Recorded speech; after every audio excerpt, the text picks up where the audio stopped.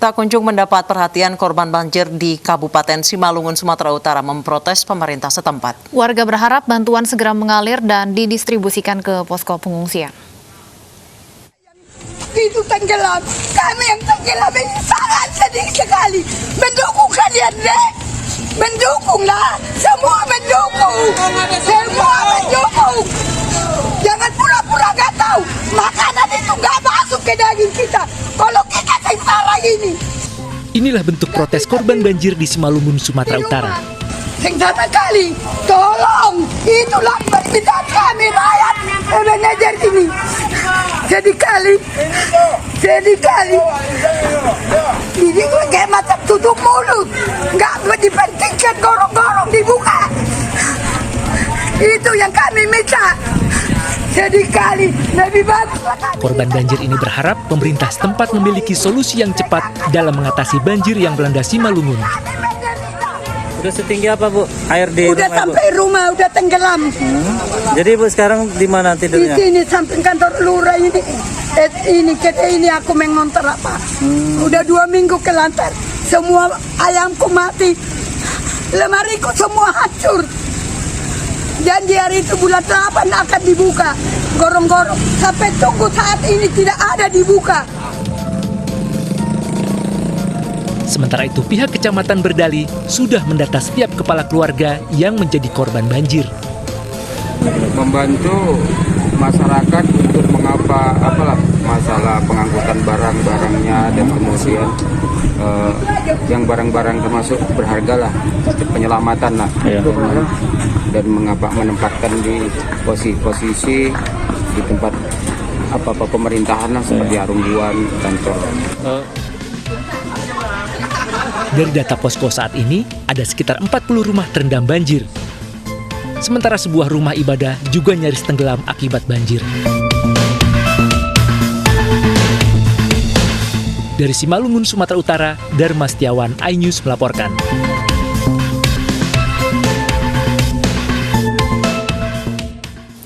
Banjir masih menggenangi 6 desa di Purbalingga, Jawa Tengah. Ratusan warga mengungsi di sejumlah tempat pengungsian.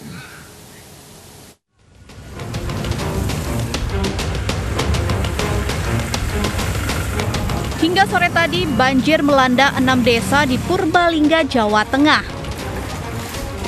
6 desa di Kecamatan Kemangkon yang tergenang banjir yakni Desa Toyareja, Jetis, Gambarsari, Muntang, Kali Alang, Sumilir, dan Toyareja. Seperti di Desa Gambarsari, rumah-rumah warga masih dikepung banjir. Ketinggian air mencapai 30 cm. Kendati belum sepenuhnya surut, sebagian warga mulai membersihkan rumah dari genangan air dan lumpur. Guna menyuplai logistik bagi pengungsi, BNPB Kabupaten Purbalingga membentuk dapur umum di pengungsian. Yang masih dilakukan evakuasi ada 2 desa, Desa Sumilir dan Desa Kalialang. Kemudian untuk penanganan pengungsi gimana Pak yang masih di tempat pengungsian, Pak? Untuk di tempat pengungsian, alhamdulillah ini sudah kita siapkan logistik, alhamdulillah cukup dan sudah mulai kita distribusikan. Sebelumnya, sejumlah wilayah di Kabupaten Purbalingga, Jawa Tengah terendam banjir akibat luapan Sungai Kelawing setelah wilayah Purbalingga diguyur hujan lebat sejak Rabu kemarin. Sempat padam aliran listrik dan komunikasi, dan sejumlah wilayah yang terendam telah kembali pulih. Tim Liputan iNews melaporkan. Pemirsa, sejumlah emak-emak di Halim dan Condet, Jakarta Timur kehilangan uang dan perhiasan emas usai menjadi korban hipnotis. Pelaku beraksi dengan modus pendataan bantuan sosial.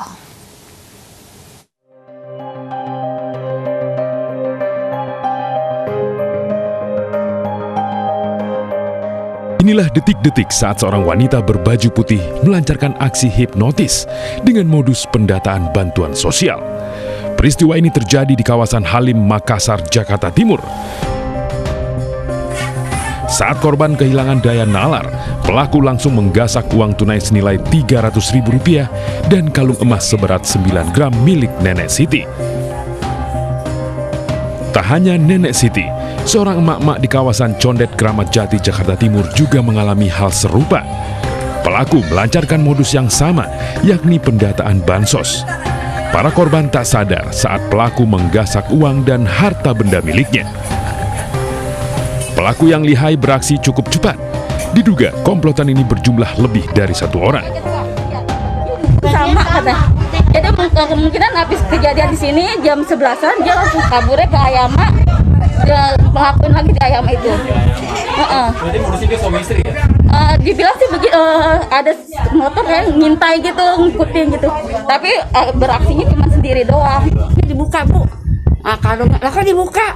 Iya, kan mau santunan ntar nggak enak katanya gitu. Lah, saya kan nggak tahu ya, nggak kelihatan sama saya. Dibukain sama dia, taruh dikasih saya taruh di tas, kata dia. Ibu, saya naruh handphone, duduk sini sama dia di bangku, anak saya juga. Pas saya nengok, lah kemana si ibu? Pasti maling. Atas kejadian tersebut kini korban telah melaporkannya ke pihak kepolisian.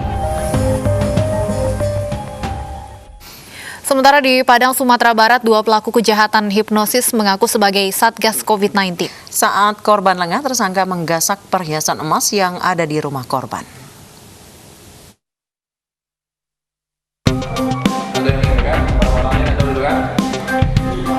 Tim Klewang Satreskrim Polresta Padang meringkus Dian Anggraini dan Jeffrey Naldi di rumahnya di perumahan Wisma Indah Tabing, Kecamatan Koto Tangah, Kabupaten Padang.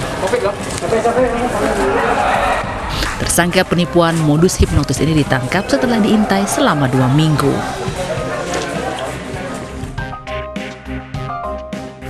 Modus tersangka ialah mendatangi rumah korban yang sebelumnya telah ia ketahui identitasnya.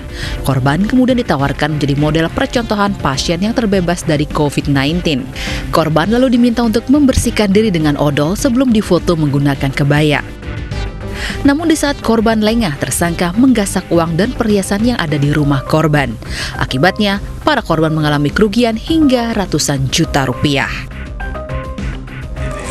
Dari tangan tersangka, polisi menyita sebuah jimat yang digunakan oleh tersangka, serta sebuah mobil yang dibeli dari hasil penipuan.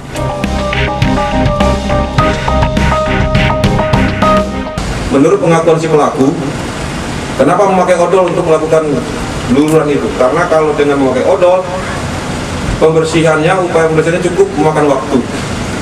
Karena busa-busanya cukup lama dibersihkan di kamar mandi, inilah rentang waktu yang diambil oleh si pelaku untuk langsung mengambil perhiasan korban yang ada di meja itu untuk dilarikan keluar oleh si pelaku. Dengan jemput dia sendiri aja supaya korban percaya gitu. Ada surat-surat yang dibawa? Nggak ada, saya nggak bawa surat. Saya nggak bawa surat-surat. Aksi pertama di mana, Bu? Saya nggak, iya. Terus berapa yang didapat? Yang kemarin di Tabing itu 2 gelang emas. Atas perbuatannya, tersangka dijerat dengan pasal 378 KUHP tentang penipuan dengan ancaman hukuman maksimal 9 tahun penjara.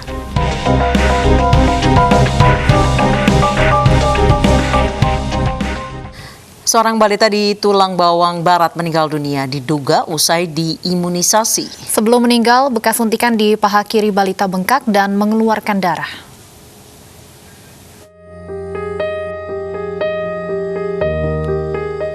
Abid Zaki Maulana, seorang balita berusia 2 bulan, anak pasangan suami istri, Samin dan Rohayati, meninggal dunia usai diimunisasi pada Senin lalu. Menurut orang tua Abid, sebelum menjalani imunisasi yang dilakukan oleh petugas kesehatan Puskesmas Margodadi, Kecamatan Tumijar, Tulang Bawang Barat, Abid dalam kondisi sehat. Namun beberapa jam kemudian, bekas suntikan di paha kirinya membengkak dan mengeluarkan tetesan darah terus-menerus.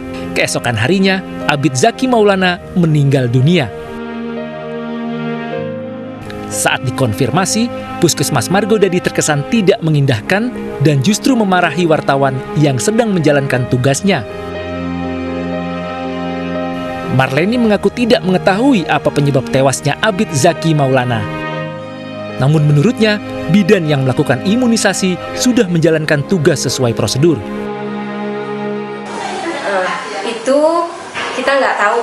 Kita belum bisa menentukan diagnosa babynya meninggalnya kenapa, karena penyebabnya kita kan nggak tahu. Tapi setelah dilihat, kemungkinan ada penyakit penyerta kan kita nggak tahu. Keluarga almarhum hanya bisa pasrah atas kepergian anaknya. Hingga kini kematian Abid Zaki Maulana hanya menyisakan misteri karena tidak diketahui pasti apa penyebab balita tersebut meninggal dunia. Dari Tulang Bawang Barat, Jimmy Irawan, iNews melaporkan. Dan pemirsa, saat ini sudah bergabung bersama kami Pak Samin, ayah dari balita yang diduga meninggal usai diimunisasi. Selamat sore Pak Samin. Selamat sore Bu. Ya, sebelumnya kami turut berduka cita Pak atas kematian anak Anda. Pak Samin, kalau boleh diceritakan seperti apa kronologis pada saat bayi Anda yang baru berusia 2 bulan ini meninggal usai diimunisasi? Sebelum diimunisasi, balita kami, anak kami itu sehat saja Bu. Tidak ada ibaratnya gejala sakit atau bagaimana. Tapi sesudah imunisasi itu malam nggak bisa tidur, mintanya digendong. Saya kalau ditidurin nggak mau dia. Halo? Iya Pak, kemudian? Kemudian dari pokoknya kami gendong, saya gendong kebetulan dari jam 10 malam sampai jam 4 pagi masih jadi karena saya nggak mau tidur di tempat tidur karena dia nangis kalau ditidurin terus. Tapi setelah subuh tadi udah tidak ada, kita bawa ke udah jadi sudah meninggal. Pak Samin, imunisasi apa yang dijalankan untuk anak Anda, Pak? Kalau imunisasi apa kita kurang paham sih Bu, karena waktu itu yang ikut imunisasi kan istri, jadi nggak seberapa paham. Jadi karena kita laki-laki kita nggak tahu yang disuntikin di imunisasi ke dedek kami itu apa, kita nggak seberapa paham. Mungkin Dinas lebih paham dari itu.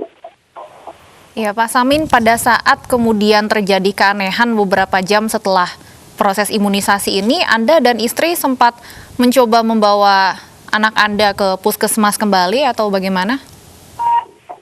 Karena itu imunisasi pada di desa kami itu kebetulan siang, sekitar jam 11 siang, jadi nggak langsung karena si dedek waktu habis imunisasi nggak ada menunjukkan gejala-gejala yang ibaratnya panas tinggi atau gimana, enggak. Jadi kita sebagai orang tua itu gimana ya, nggak seberapa panik gitu loh. Jadi biasa aja, karena setahu saya kadang kan baby beda-beda, karena waktu habis imunisasi kadang ada yang panas, kadang yang rewel, kadang yang mungkin diam. Kebetulan enggak, kami itu diam-diam aja, jadi nggak terlalu kita nggak terlalu sebagai orang tua nggak terlalu panik gitu. Oke, proses imunisasinya jam 11 siang, kemudian paha kiri mulai membengkak dan mengeluarkan tetesan darah ini jam berapa kira-kira Pak Samin? Biasanya kan sehabis disuntik imunisasi, setahu saya kalau kena jarum kan biasanya nggak terlalu bengkak sih. Kebetulan kami ada enggak gitu, terus ada sedikit darah. Biasanya kalau namanya kita mungkin kita disuntik itu kan kalau nggak salah kita nggak tahu sih prosedurnya dinas atau ya gimana kan nggak tahu, kalau habis dikasih alkohol pada kapas itu kita orang awam nggak seberapa tahu sih. Baik, Pak Samin, apakah Anda mengetahui bahwa anak Anda punya alergi tertentu, Pak? Halo. Pak Samin? Halo. Iya, halo Pak. Bisa mendengar suara kami? Halo. Pak Samin bisa mendengar suara kami? Halo. Iya, halo. Halo. Pak Samin, Anda bisa mendengar suara kami? Masih bisa, tapi ada sebentar Bu. Maaf, sinyalnya ini sudah. Oke, Pak Samin, saya ulang lagi pertanyaannya. Apakah Anda mengetahui kalau anak Anda ada alergi tertentu, Pak? Nah itu yang kami kan ibaratnya orang awam Bu. Jadi nggak kurang seberapa paham. Apakah sebelum disuntikan imunisasi kepada dedek kami itu ada salah satu penyakit yang kita tidak ketahui karena kita orang awam. Jadi maafnya nggak bisa memastikan apakah sebelum di imunisasi dedek kami ada satu hal penyakit yang maklum lah kita orang kampung, jadi nggak seberapa paham, maka kita nggak seberapa paham. Masalahnya Ya itu tadi, kita orang kami nggak terlalu dini mengetahui kalau anak kami itu punya kelainan sebelum diimunisasi gitu. Baik. Pak Samin, apakah dari pihak puskesmas sempat menanyakan apakah bayi Anda atau anak Anda punya alergi tertentu, Pak, sebelum menyuntikan imunisasi tersebut? Menurut pihak puskesmas, mereka sudah melaksanakan SOP-nya dengan baik. Tapi yang menjadi pertanyaan kami, itu tadi kemungkinan anak kami itu mempunyai sesuatu penyakit yang kita tidak tahu lah. Kita orang awam cukup. Jadi kurang seberapa tahu. Masalahnya dari sekian baby yang diimunisasi itu kebetulan dedek kami yang mungkin saat sehabis penyuntikan itu ada pro kontra dalam badannya, kita nggak paham juga. Masalahnya waktu semalam itu dia badannya nggak terlalu panas, biasa aja gitu. Jadi kami orang tua nggak terlalu panik. Baik, Pak Samin, setelah bayi Anda meninggal dunia, apakah sempat dikontak oleh pihak puskesmas? Halo? Ya, Pak Samin masih bisa mendengar suara kami? Halo, masih dengar, Bu? Baik, Pak Samin, setelah bayi Anda meninggal, apakah sempat ada komunikasi kembali dengan pihak puskesmas? Halo, gimana? Iya, Pak Samin, saya ulang pertanyaannya. Setelah bayi Anda meninggal ini, apakah sudah sempat berkomunikasi kembali dengan pihak puskesmas? Baik, sepertinya ada gangguan komunikasi, pemirsa. Pak Samin, terima kasih banyak sudah bergabung bersama kami di Ini Sore. Dan pemirsa, usai jeda, Sony Eranata alias Maher Atuwalibi menjadi tersangka atas kasus ujaran kebencian. Kami hadirkan informasi selengkapnya usai jeda berikut.